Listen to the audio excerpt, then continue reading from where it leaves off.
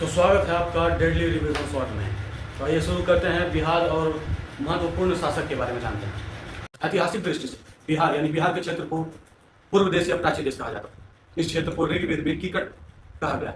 अथर्ववेद में सर्वप्रथम इसका उल्लेख मगध के रूप में किया गया और इसका विस्तृत जानकारी पुराण और महाभारत में मिलता है। बिहार में 3 महाजनपद थे, जिसमें अंग, वज्जी और सबसे बड़ा मगध। मौर्य और गुप्त काल के समय इस क्षेत्र यानी बिहार को मगध के नाम से जाना जाता था। मगध की राजधानी राजगीर, पाटलिपुत्रा, फिर वैशाली, फिर पाटलिपुत्रा हुई। पाटलिपुत्रा की स्थापना 461 ईसा पूर्व में उदयन ने किया और आगे चलकर 541 ईसा पूर्व में शेरशाह सूरी ने पाटलिपुत्रा का नाम बदलकर पटना कर दिया। मगध तुगलक काल में बिहार शरीफ में ओदंतपुरी स्थापित था और बहुत सारे बिहार मठ स्थापित थे, जिसे तुर्कियों ने इसे बिहार का प्रदेश किया, जिसे तुर्कियों ने इसे बिहारों की नगरी से संबोधित किया। उसी समय से मगध को बिहार कहा जाने लगा। दिल्ली दरबार 1911 में 22 मार्च 1912 को यह घोषणा की जाती है कि बिहार और बंगाल को अलग कर दिया जाएगा और 1 अप्रैल 1912 को बिहार से बंगाल को अलग कर दिया जाता है।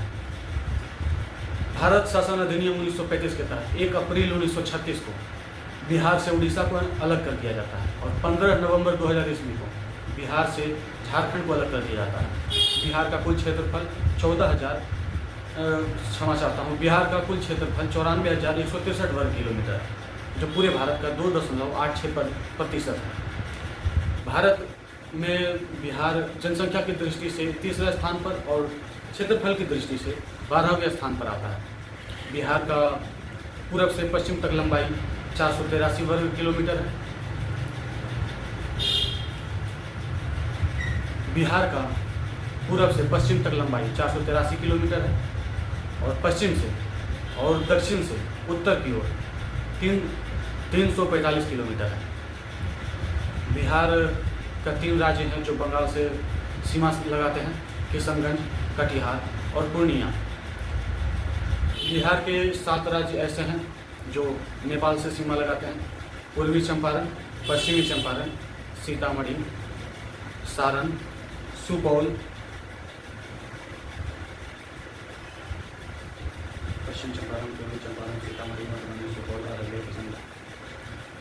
बिहार के 7 राज्य हैं जो नेपाल से सीमा लगाते हैं: पश्चिमी चंपारण, पूर्वी चंपारण, सीतामढ़ी, मधुबनी, सुपौल, अररिया और किशनगंज।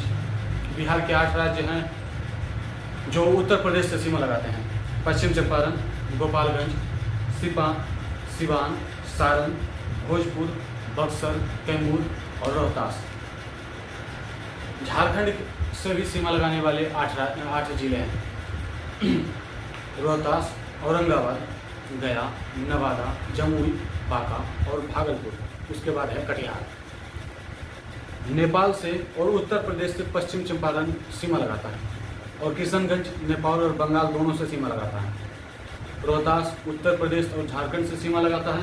कटिहार झारखंड से और बंगाल से सीमा लगाता है। बिहार में सर्वाधिक वर्षा किशनगंज में होती है। बिहार का औसतन वर्षा 1013 मिलीमीटर है। बिहार में सर्वाधिक तापमान गया में है। सबसे ज़्यादा वन क्षेत्र कैमूर में और सबसे कम वन क्षेत्र शेखपुरा में है। बिहार की सबसे ऊंची चोटी सोमेश्वर की चोटी 875 मीटर है, जो पश्चिम चंपारण में है। और जनसंख्या की दृष्टि से सबसे बड़ा जिला पटना है और क्षेत्रफल की दृष्टि से सबसे बड़ा जिला पश्चिम चंपारण है और क्षेत्रफल की दृष्टि से सबसे छोटा जिला शिवहर है। बिहार में विधानसभा के 243 सीट हैं, जिसमें से 38 सीट एससी के लिए और एसटी के लिए 2 सीट हैं। विधान परिषद में 75 सीट हैं बिहार की। लोकसभा में, केंद्र के लोकसभा में बिहार के लिए 40 सीट, जिसमें से 6 सीट एससी के लिए। केंद्र में राज्यसभा में बिहार के 16 सीट हैं।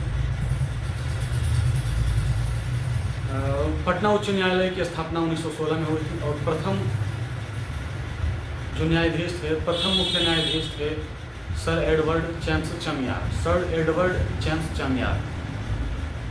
बिहार की राजकीय भाषा हिंदी और उर्दू है। राष्ट्रीय चिन्ह पीपल, राष्ट्रीय वृक्ष पीपल और चिन्ह भी पीपल है। राष्ट्रीय पशु बैल, राष्ट्रीय पक्षी गौरैया, राष्ट्रीय फूल गेंदा, राष्ट्रीय मछली देसी मांगुर है। जनसंख्या की दृष्टि से बिहार तीसरे स्थान पर आता है।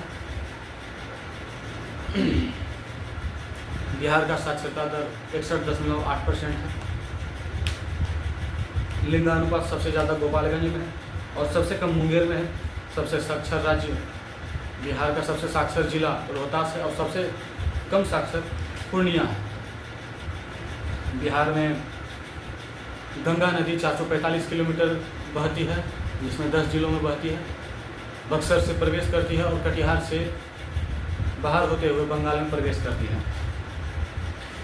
पूर्व पाषाण काल की दृष्टि से चिरांद और जीरांद ये पूरे भारत में हड्डी के उपकरण बनाने के लिए प्रसिद्ध था। वैदिक काल में बिहार का उत्तर वैदिक काल में, खास करके उत्तर वैदिक काल में 600 से 1000 से 600 ईसा पूर्व के बीच में बिहार का आर्यीकरण हुआ और आर्य सबसे पहले मिथिला के क्षेत्र में आए। ऋग्वेद में कीकट शब्द का प्रयोग किया गया है बिहार क्षेत्र के लिए और अथर्ववेद में मगध शब्द का प्रयोग किया गया है। कुल 16 जनपद थे। बौद्ध ग्रंथ अंगुतुर निकाय और जैन ग्रंथ भगवती निकाय में 16 महाजनपद की चर्चा है, जिसमें बिहार में 3 महाजनपद, उत्तर प्रदेश में 8 जनपद, दक्षिण भारत में सिर्फ 1 जनपद और मत्स्य और अम्बती, मत्स्य पाकिस्तान में और अम्बती अफगानिस्तान में पड़ता है। मगध का क्षेत्र उत्तर में कंबोज जो अफगानिस्तान में था, सबसे उत्तरी बिंदु कंबोज था। सबसे पूर्व में अंग जो बिहार में था। सबसे दक्षिण में अफगानिस्तान में असमक था और मत्स्य जयपुर सबसे पश्चिम में जयपुर में था। बिहार में 3 जनपद थे, बज्जी, अंग और मगध। बज्जी संघ 8 कुलों का संघ था, जिसमें से सबसे शक्तिशाली और सबसे बड़ा लिच्छवी था। लिच्छवी विश्व का सबसे बड़ा गणराज्य और सबसे पुराना गणराज्य है। लिच्छवी के राजा इक्ष्वाकु के पुत्र विशाल ने लिच्छवी की स्थापना की थी। लिच्छवी खुद को सूर्यवंशी राजपूत बताते थे, सूर्यवंशी क्षत्रिय बताते थे। कालांतर में लिच्छवी को वैशाली कहा जाने लगा।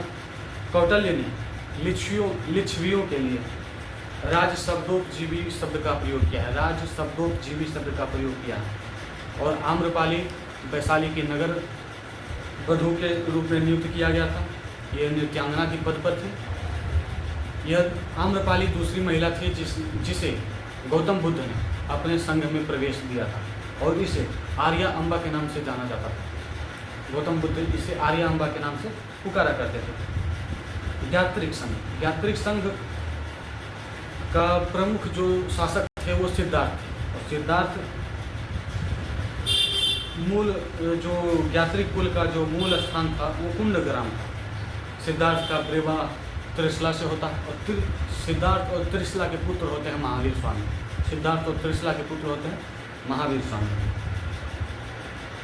अंग राज्य, अंग कुल 25 राजा हुए, जिसमें से सबसे प्रमुख और प्रथम राजा थे तितुच्छी। आर्य राजा सबसे प्रथम और सबसे प्रमुख थे तितुच्छी। मगध के राजा बिंबिसार ने अंग के अंतिम राजा ब्रह्मदत्त की हत्या कर अंग को मगध में मिला लिया था।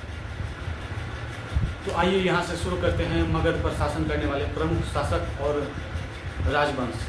प्रथम है बृहद्रथ वंश। बृहद्रथ वंश की स्थापना बृहद्रथ ने की थी। इसके पिता का नाम वसु था और इसके पुत्र का नाम जरासंध था। बृहद्रथ वंश बृहद्रथ वंश की स्थापना बृहद्रथ ने की थी।